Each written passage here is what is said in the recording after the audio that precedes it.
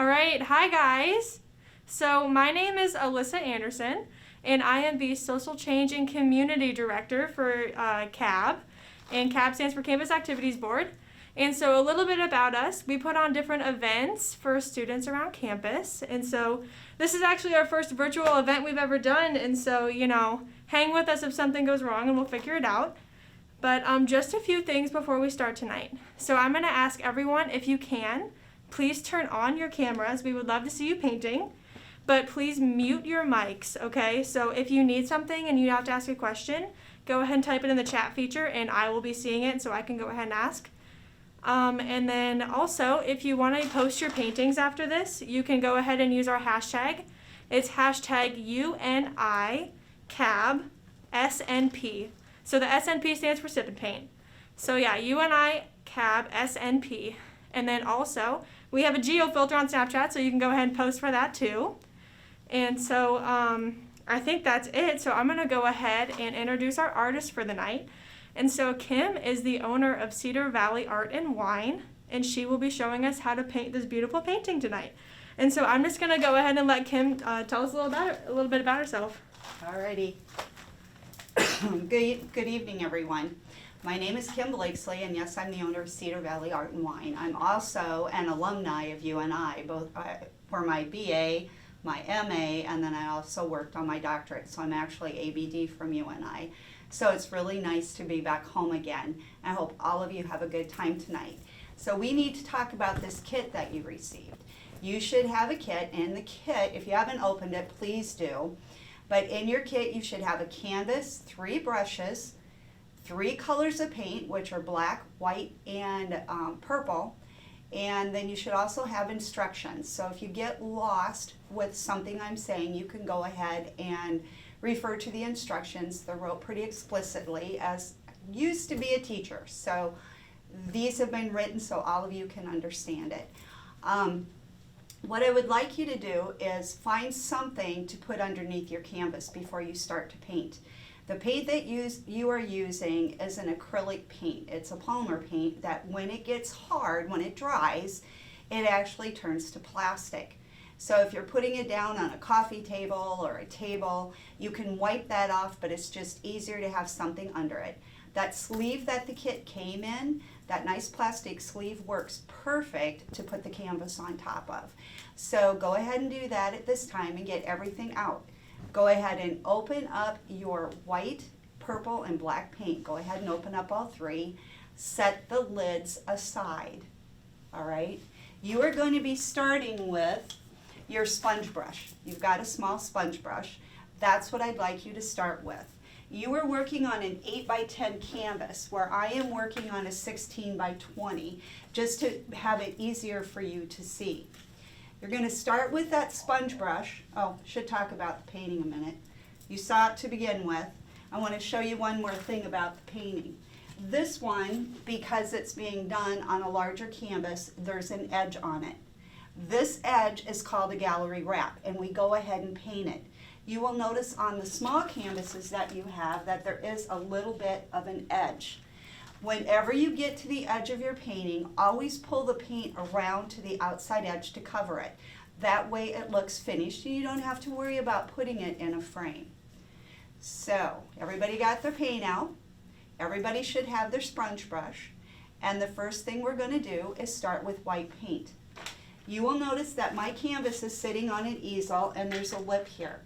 Part of the reason I'm showing you this is it is okay if you do not get all the way to the bottom edge of this when you first begin to paint. Now I want you to watch and listen, and then I'll stop and I'll answer any questions you have along the way, and you can do what I'm going to do. So I put my brush straight down in my paint. You're going to put it straight down in your white paint, your sponge brush. You're going to come down to the bottom of your canvas and go to the left-hand side of the canvas.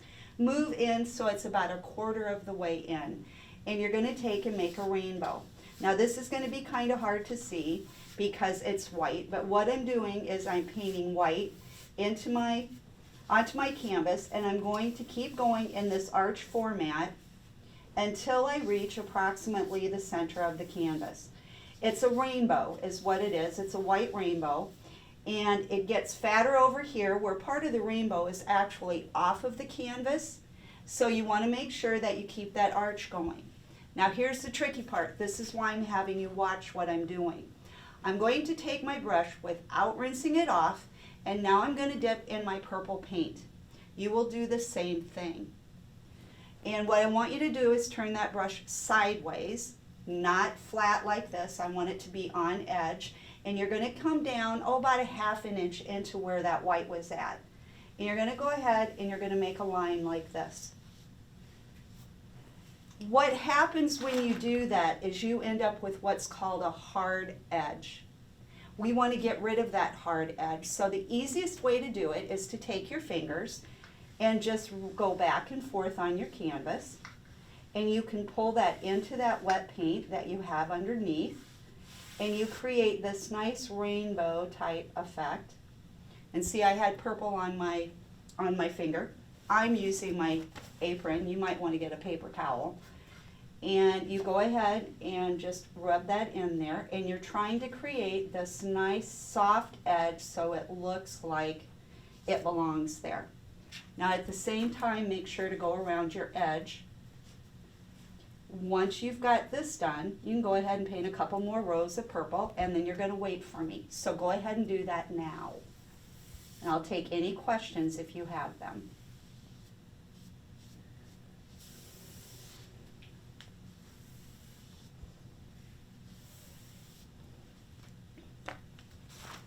So now we're on wait time. You guys get to paint. And I'm going to stand here and talk because this is what I do when I'm at the studio. So, because you are all concentrating so hard on this painting right now, and it can be pretty difficult to go ahead and get that white paint down, scary to put the purple paint on the canvas because it's blank and you don't want to mess up. Don't worry about it. You can't mess this painting up. Fingers work wonders. And this is our background anyway. When you paint, you always start in the back layer with the type of painting I'm doing anyway. You start with the very back. So a painting, an acrylic painting at the studio is done in 3 layers. And that's what we're going to be doing tonight. A back, a middle, and then the front. So your detail work is done at the end and your painting will come all together as you get everything put down on the canvas. So how we doing? How do you think they're doing? You know, they look like they're doing great. Okay, ready to go on, do you think? I'm talking to my sidekick here. Alyssa's helping. Well, I tell you what, I think we can move on. You think we can move on? I think we can. Okay, I'm going to go ahead and move on. If you aren't caught up, don't worry about it right now. You will catch up with this, but listen to what I'm going to say. What I'm going to do now, because my paint has dried just a little bit, is I'm going to go back into my purple and I'm going to give this one more rainbow effect of this purple paint. And then what I'm going to do is dip into my black paint exactly the way I did it before. You don't clean off your brush. You go ahead and dip in your black paint, and we're going to drop down again about that ½ inch, and you're going to go like this in your black paint. This time, however, you're going to turn your paintbrush flat. So it's back like this, and then you're going to go ahead and do just one stroke like this, and that helps to blend that black in. Black is very overpowering, so we want to make sure that the black isn't too overpowering at this edge. So what I'm going to do now is take my finger and I'm going to go back, I'm going to make a complete rainbow. There we go. To soften my edge up, my paint's still wet, and I want a little bit, I'm a little crooked right here, so you can always go back over it again. There, I like that better. Do your edge. And then what you do to finish this, sorry, I needed some on my corner. All right, there we go. What we do is we go ahead and take black paint, and we are going to finish the remainder of the canvas just in this arch format. Notice I'm getting streaks in there. That's because my brush has got colors in it from where we started. And we're just going to go ahead and put more of that rainbow effect up there. Now because I like it, you don't have to do this. I'm going to grab some of my purple paint and I'm going to go ahead and throw it in with my black, so I have more streaking going on. This kind of resembles the Aurora Borealis, the northern lights, for those of you that aren't sure what the Aurora Borealis is. But you go ahead and you just finish up your entire canvas. Make sure you're painting those edges along the way. We want that gallery wrap taken care of. And we're going to go all the way to the edge. I'm going to keep that arch going, that arc that I've got. There we go. I got mine done. So I'm going to go ahead and go across the top. I'm going to get my edges painted. So now I've got to stand in front of the painting a minute. I'll move to the other side of it.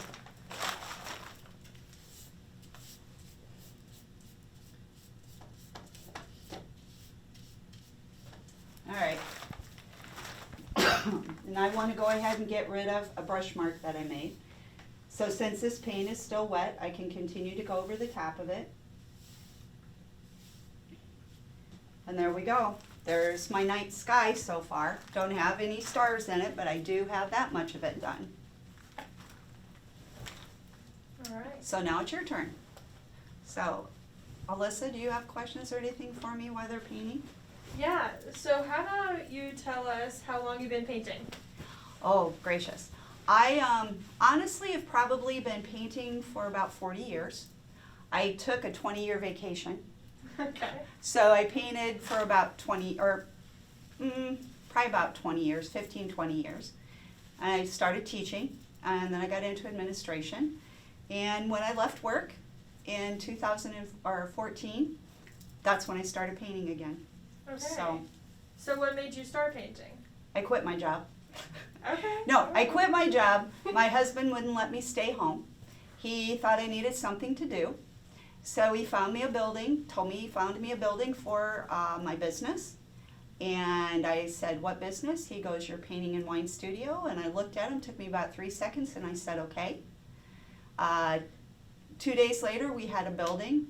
2 weeks later, he saw me paint for the first time.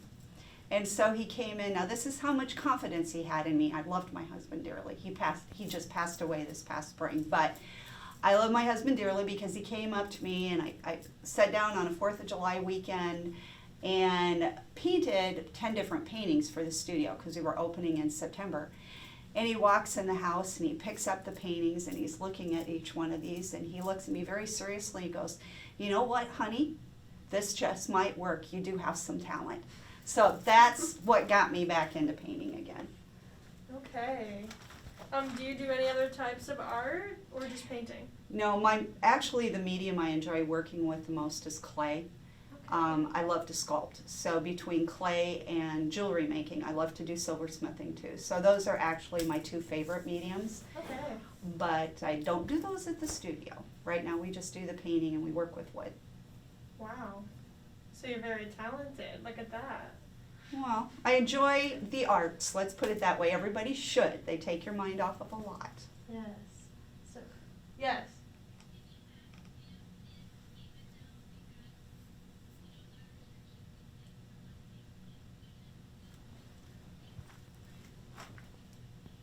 Okay, Kim. What? So, Connie wants to know, since we have a lot of restrictions and stuff in place, can students still come in and paint at your studio? Yes, they can. The studio is open.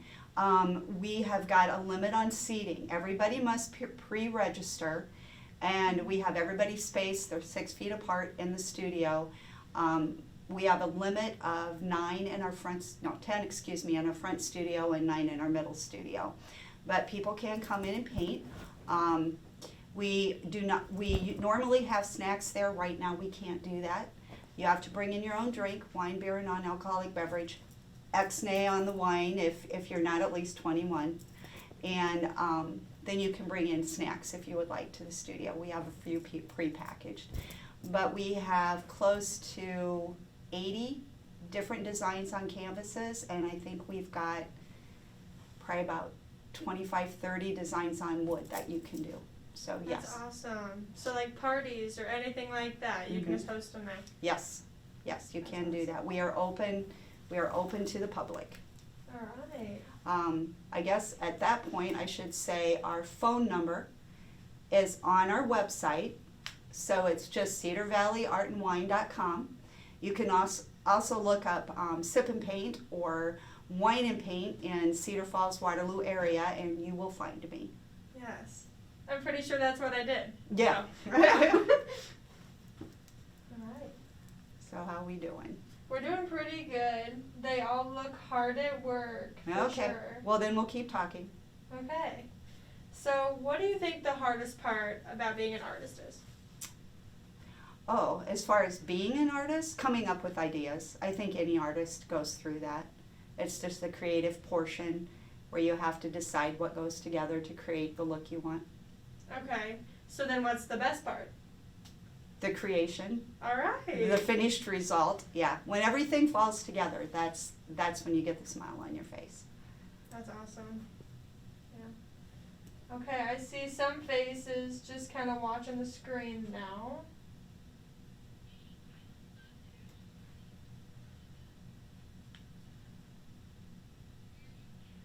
We're being very quiet, but that's okay. I'm watching and listening to everybody. Yes. Connie just said that she'd like to see where some people are at with their paintings. Oh, that'd be awesome. Yeah. Oh, wow. They look really great.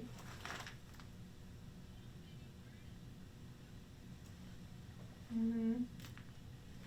They're doing good? They Great. are doing really good. Good, good. Yeah, the background's pretty easy on this one.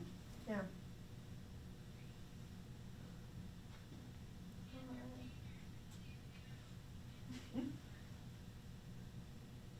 Yes.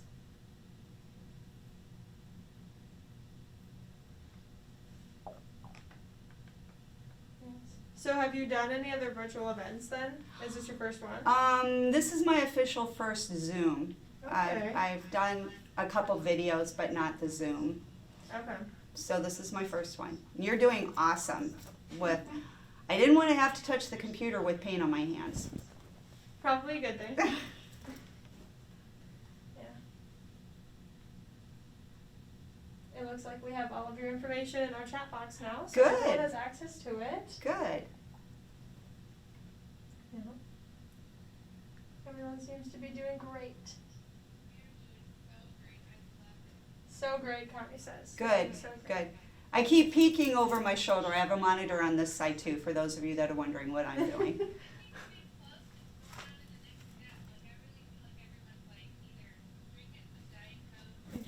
Ready? Yep. Yep, I think we're ready. All right. I better grab me some more black, and then we can get started.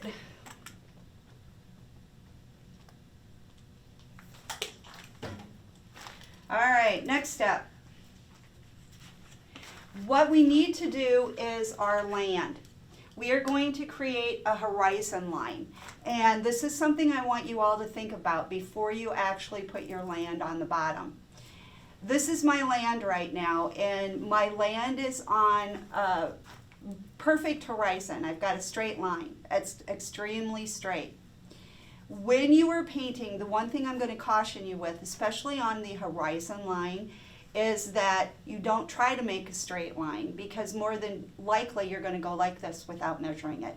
When you do that, what happens to your painting? It looks like it's tipping over. So to avoid that, because we're freehanding this, what you're going to do is put a little bump somewhere. You purposely are going to make your land not even. That way it looks like you know what you're doing and everybody thinks you're a professional artist. So what I'm going to do is, I'm going to show you the brush you're going to be using. It's the flat brush. It's the one with the silver handle, the metal brush. My brush, I'm going to go to your sponge brush just because my canvas is bigger.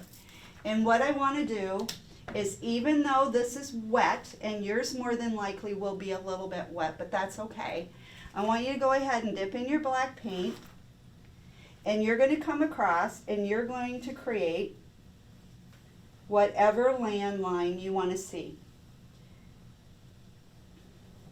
And I'm going to take and go back over this with my black, and I'm going to paint across the canvas.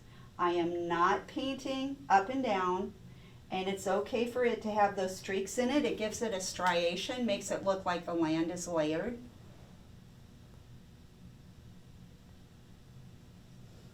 Make sure you take that black around your edge, and you also want to paint that bottom edge of your canvas. So I've got mine taken around the edge. You guys can go ahead and do this. You can do this while I'm talking to you. And I've got to pick my canvas up a minute because I've got to do the bottom edge.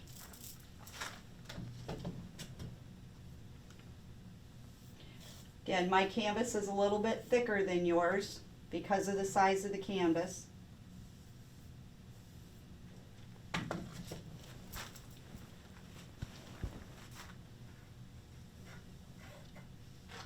There we go. All right, there's my land. I'm going to wipe my fingers off because I've got paint on them. I want you to go ahead and get that land in there. And we're going to continue to use that same brush. So please make sure you have something that you can wipe that brush off with a minute. If it's a Kleenex, paper towel, a piece of paper.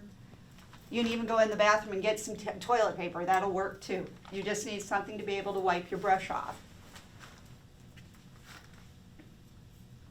So I'll give you just a couple minutes to finish that. This won't take long.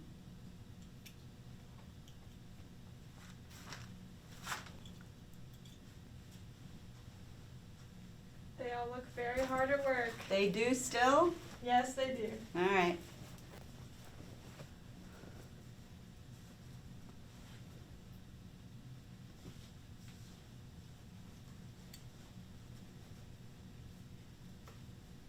So Kim, what is your favorite painting that you've ever done?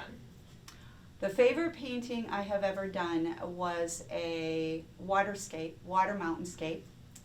And it was 4 foot tall and 7 foot long, and it was in 2 pieces.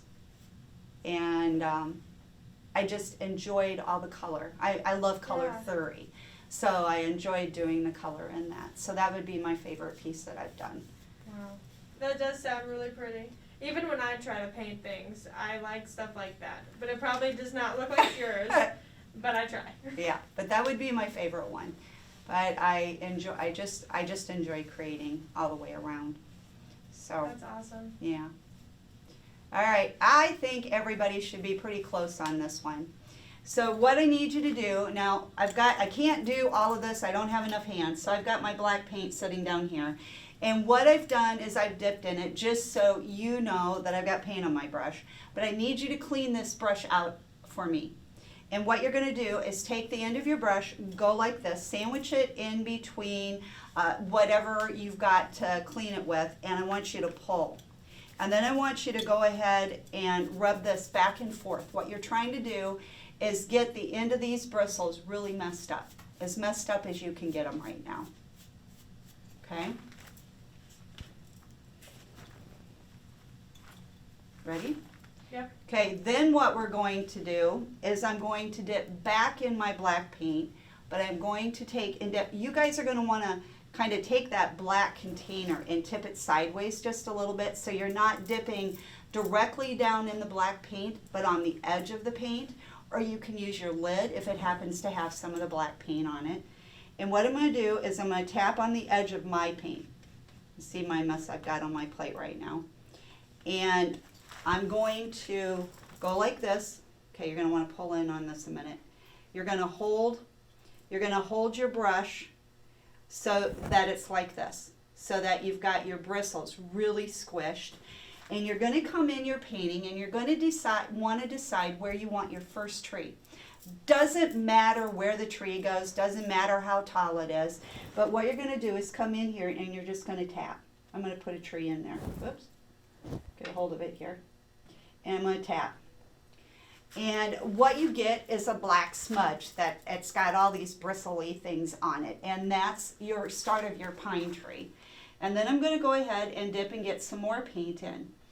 This time I am going to turn my brush sideways just a little bit. I'm going to hold the bristles so they're flat. And now I've pulled up more towards the barrel of the brush. But you're going to hold your brushes so they're flat. And you're going to tip your brush and you're just going to tap across a little bit. what you're trying to do is make the top point of the tree. So it looks like a teeny tiny Christmas tree is what we're doing. And I've just used the very corner of the brush. I haven't used the whole width. So I want to tap until the tree itself gets as wide as what my bristles are. And then what I'm going to do is I'm going to lay my brush flat. I'm going to move my fingers up onto the barrel of the brush, and I'm just going to start tapping back and forth. Now, I've run out of paint, so I'm going to get some more. Now I can hold both things. I'm going to get some more, and I'm just going to go ahead. I'm going to keep tapping.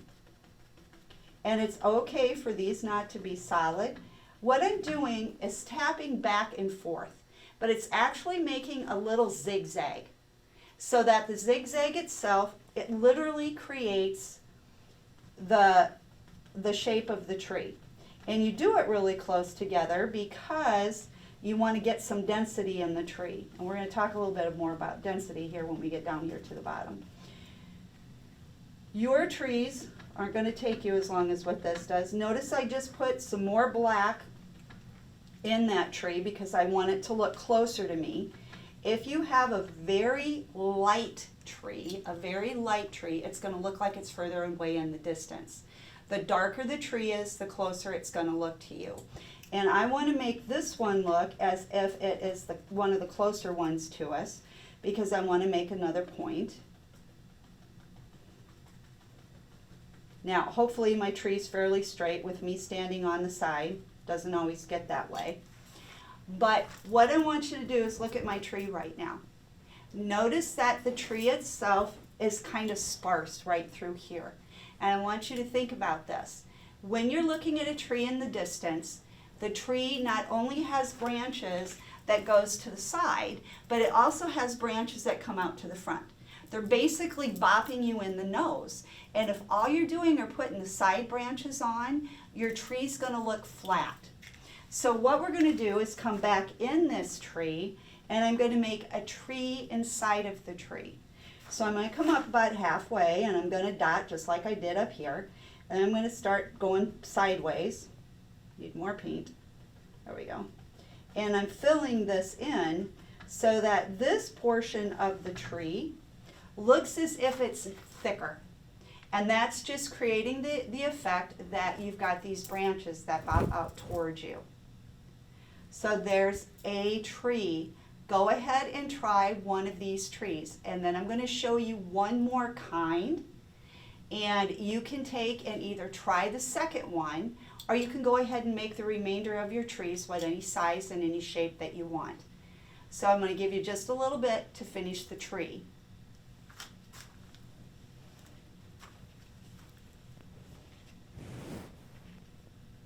There's a couple of them that have their paintings down, so we can see how they're See doing what it. they're doing? Yeah, Awesome. And that's really cool. Yeah, I really looked for brushes to do this with on the size canvas that you guys are using with the 8x10s. And they're actually kind of hard to find because you need a hard bristled brush. And these are basically little kids' brushes, and they work just totally awesome for trees. So I'm always looking for alternatives. I mean, we do a lot of things with cotton balls and Q-tips, and we do a lot of finger painting at the studio. You get to get really messy at times. So I'm always looking for ways to be creative with the things that everybody can buy, and it isn't going to cost them an arm and a leg to do it. And that's so fun, though. Like, that reminds me of when I was younger in art class. Yeah. Just doing all that fun stuff. Yeah, and that's what this is.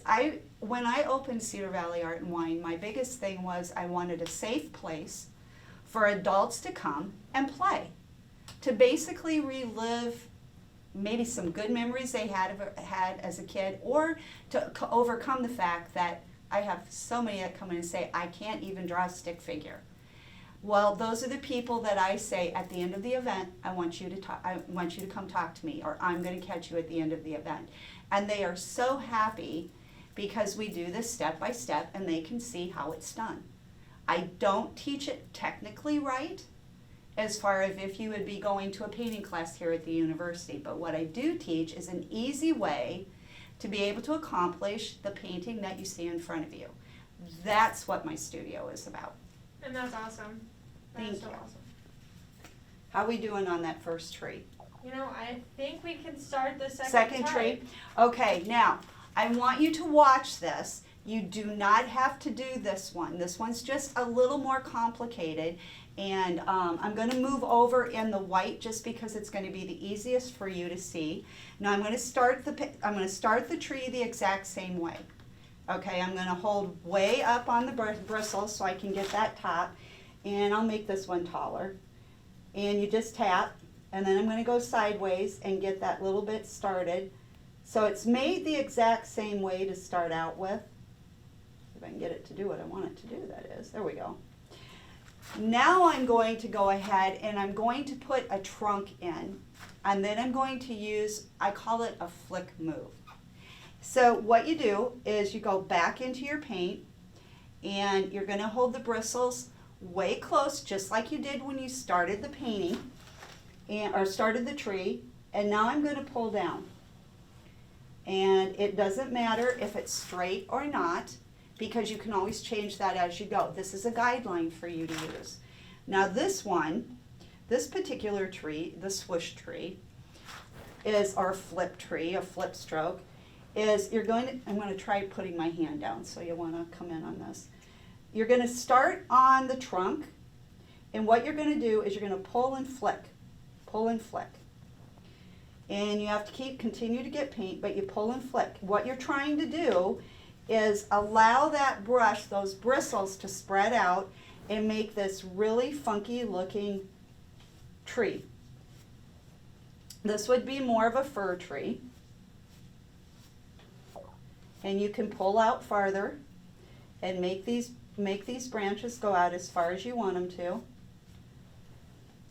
Some of the white that you'll see through them, if you're on white, is just, put it this way, the branches aren't as thick right there, and that's just highlight on the branches. So those are your happy accidents. For those of you that know or have watched Bob Ross, if you haven't watched him, take a look at him. He does some pretty cool landscapes with oil paints and palette knives. So I'm going to get this down. Yours shouldn't be quite as white as mine. My paint here is pretty wet. It's a little close in the studio here. Paint's not drying as well as it would. All right, there we go. So there's a second tree.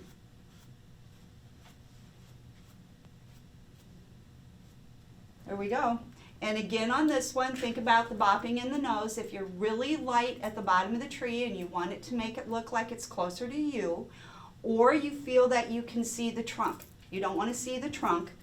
So then you come back in with your paint and you go ahead and add, there we go, you add some more paint in there to create the darkness. Okay? So there's your two trees. What I want you to do now is to go ahead and go across your canvas and put as many trees as you want in. I'm going to give you about 5 minutes to do that. That should be sufficient for you to get, 3 or 4 trees, 5 trees across. I'm going to go ahead and put a couple more in because I just want to fill this in a little bit more so you can see what's going on when we go to put the stars in. So you go ahead and ask questions while I go ahead and put in a couple more trees. All right, first of all, how do you make them look so easy? They are easy. I don't know if I'd be able to do that. Oh, you can do that. Yeah, no, it's a lot of this is trial and error, and just what's the easiest way to do them. This is actually kind of a Bob Ross technique. Now, for those of you doing it on black, if you can't see the tree, I guess I'll add this in there, is you can take and put some white in your tree along the way. And then when you go and tap over the top of it for your tree, it'll turn more of a gray color, but it'll show up in your white. Or in your black, excuse me. I like to tap. This is one of my favorite trees. But Bob Ross did something similar to this. He usually uses what's called a fan brush. And those are a little bit more difficult to use. So I've just found that this works really good. So we do it this way. Yes. see a lot of good looking trees on Are here. there some good ones? Yes. Good. Very exciting. I think I'll put a couple small ones in here so you can see kind of a background tree. So you mentioned that you do a couple of different mediums for art. Mhm. So do you sell any of the things you make Yeah, I do. at the studio? Yeah. Or I do a little bit at the studio. I also do commission work. Okay. Right now I'm consulting on a commission piece that's a mural. It's about 20 by 40, I think. So Oh, wow. we're doing a ceiling in the walls. I've got one of my artists at the studio. I'm helping her with that. That's awesome. So yeah, we do a bunch of different stuff. I've got 8 different artists that work up at the studio, and so you'll get me or one of them, of course. But the 8 artists, they're all very good. Art is okay. This is going to sound really bad. So those of you that are artists are out there, I'm going to apologize for this right away. But if I'm looking for someone to teach at the studio, I don't want an artist. I want someone who enjoys painting, because when I teach, I don't teach you how to paint. I teach you how to paint a painting, and there's a distinct difference in that. I'm not trying to make you a Picasso. What I'm trying to do is get you to enjoy what you're doing and have you succeed when you are through. Mm-hmm. And so if someone wanted to come in, Yep. could they show you a painting they wanted to do? Yeah, we do that on Sundays. Oh, okay. Okay, we have what's called an open paint. And on Sundays, you can do any of our paintings in the studio. Whether it be wood, whether it would be canvas. I'm trying to think what else we've got. Oh, we do glassware. We do paint on glassware in the studio. So we've got some of that there too that you can do. And we teach you like you're in school. You're still going to learn our process, but we'll bounce around and teach everybody whatever they want. So you bring in a design, and I will flat come out and tell you, yes you can or no you can't. Because there are people that bring in photographs that want to be able to paint a photograph, and it's like no. Or they'll want to paint something that's very detailed, and I'll say no. I do have one of my paintings that I have up at the studio that took me between 100 to 120 hours to do. Oh, wow. So that one is very detailed, it's realistic, and I kind of have that there as an example so they can see this is how much it takes to paint like this.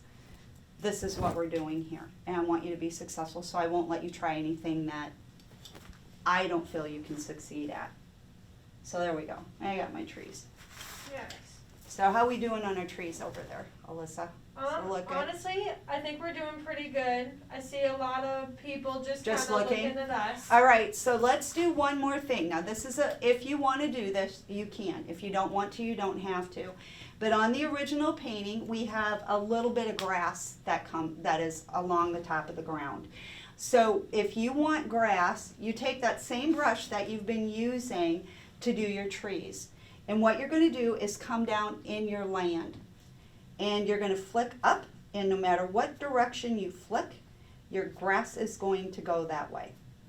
So you get that little bit of a ragged edge on your land. So that's up to you. You do not have to do that. That's just kind of a little extra thing that I've had people ask for. So that's how that's done. When you are done with the grass and the trees, I want you to go ahead and put your brush down, and I want you to dig out the other brush. You have one more brush, and it's a watercolor brush that you would have used when you were a child. That is the one that I want you to have right now, and I also want you to have your white paint. So go ahead and put your black up for right now.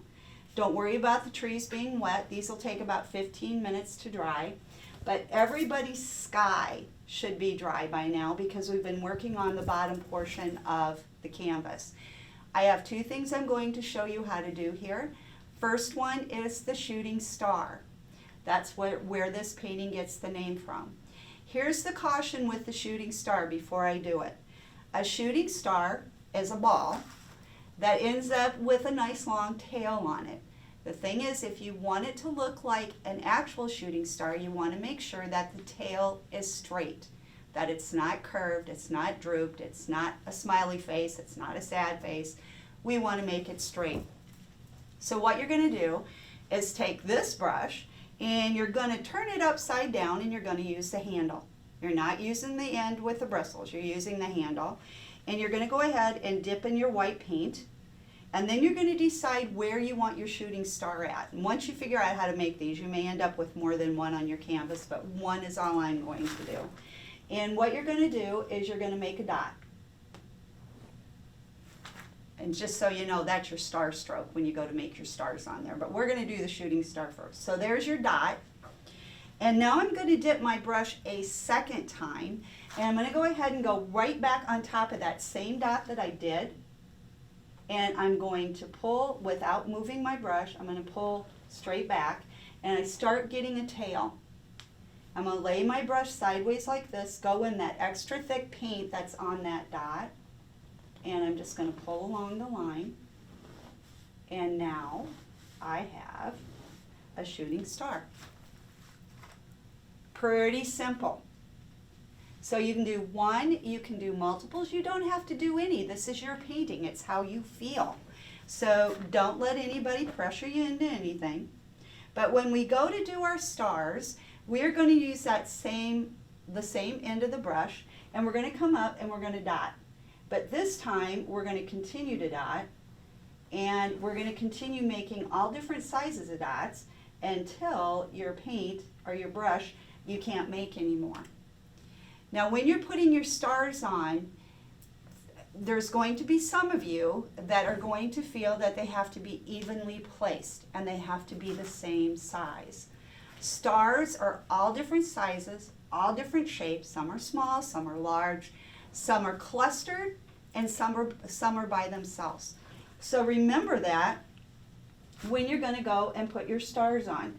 The other thing is stars will show down here in your purple also. They're really cool to put down in between your trees if you've put trees in the black area. And you just keep doing that until you get the amount of stars that you want to have on your canvas. If you want to, you can go ahead and take them over the edge of your canvas. If you're right on the very edge where you put one, don't be afraid to go and put a little one on the very outside edge on your wrap. What do you think? Enough? I like that. All right, then we'll quit. You can also make constellations in there if you want to. I can get star happy, so I'm going to stop myself.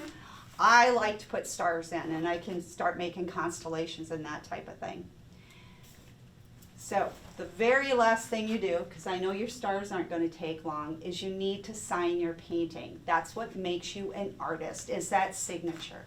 Now your signature can be your first name, your last name, an initial, your initials. It can even be a shape, a symbol, a sign, whatever you would like it to be.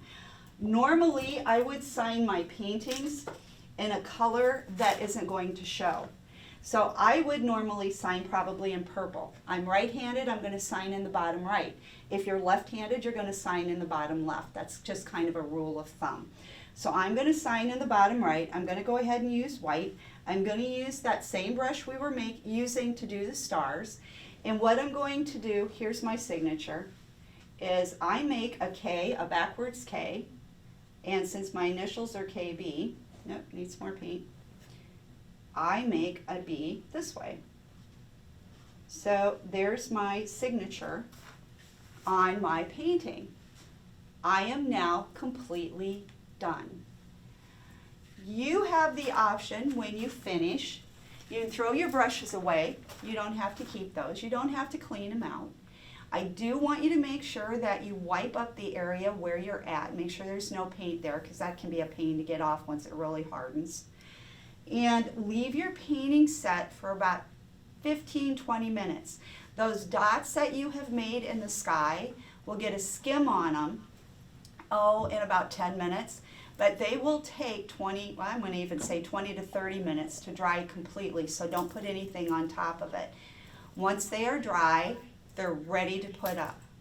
So I hope you enjoyed yourself this evening, and I thank you and I again for having me up here this evening, and we'll see you next time. All right. I just have a few closing things to say. So I want to thank Kim so much for coming. This was such a good event. We had a great turnout and she was amazing. I also want to thank Pat from the production team for getting us this awesome room, this awesome space. And I want to thank my fellow CAB members because they really helped me put this all together. And so one thing before we go ahead and log off, please remember to share your paintings with us. We would love to see how you did. So go ahead and use our hashtag UNICABSNP. Or once again, post on the GeoFilter. So other than that, one more thing. I'm going to come in here a minute. Yes. Please go to our Facebook page and post some of your paintings there. I would personally love to see them. Okay? Yes. All right. All right, so our next event is on September 10th. It's going to be Panther Game Night. And so we bought a ton of cool prizes. So please go ahead and sign up now. Registration is out. Other than that, I hope you guys had a really, really good time, and we will go ahead and end this.